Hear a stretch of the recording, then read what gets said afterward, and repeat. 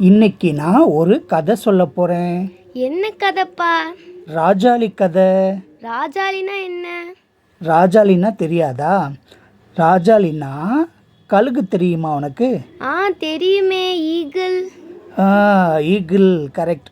அந்த கழுகு தான் ராஜாளியா மாறும். ஓ, அப்படியா? எப்படி மாறும்னு தெரியுமா உனக்கு? தெரியாதே. ஓகே, நான் சொல்கிறேன் கேளு. ஒரு கழுகு சராசரியா எத்தனை ஆண்டு காலம் உயிரோடு இருக்குன்னு தெரியுமா? சொல்லுங்க கேட்போம். ஒரு கழுகு சராசரியாக 70 ஆண்டு காலம் உயிரோடு இருக்கும்பா.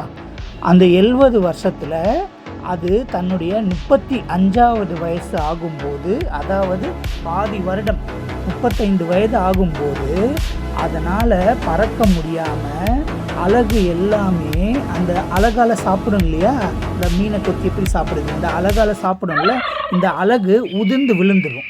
ரெக்கையெல்லாம் தானாக பிஞ்சு விழுந்துடும்.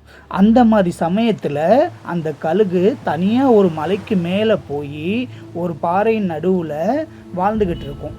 அப்போது அங்கே தன்னுடைய அலகை இழக்கும், தன்னுடைய இறகை இழக்கும், சாப்பிட முடியாது, எதையும் குடிக்க முடியாது, கஷ்டமான சூழலில் அது அந்த மலைக்கு மேலேயே வாழ்ந்துட்டு இருக்கும். எத்தனை மாதம் வாழும் தெரியுமா? அந்த மாதிரி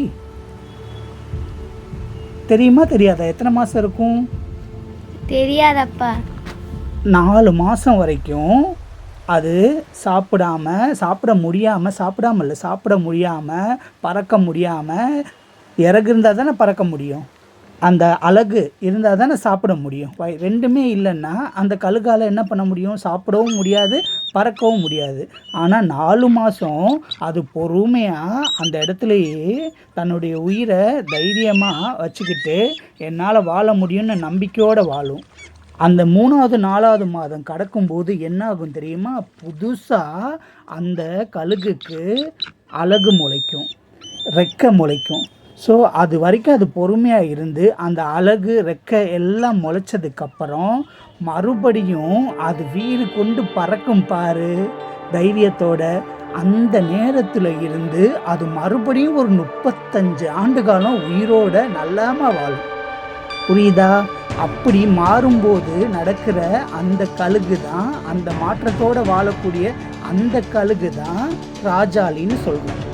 மொதல் 35 வருஷம் சாதாரணமாக கழுகாக இருந்தது. இந்த கஷ்டத்தை எல்லாம் அனுபவித்ததுக்கப்புறம் மறுபடியும் புதுசாக தன்னை புதுப்பிச்சுட்டு வாழ்கிற அந்த மீதி 35 வருஷ காலம்தான் சாதாரண கழுகாக இருந்ததை ராஜாளி கழுகாக நம்ம சொல்கிறோம். புரியுதா இப்போது?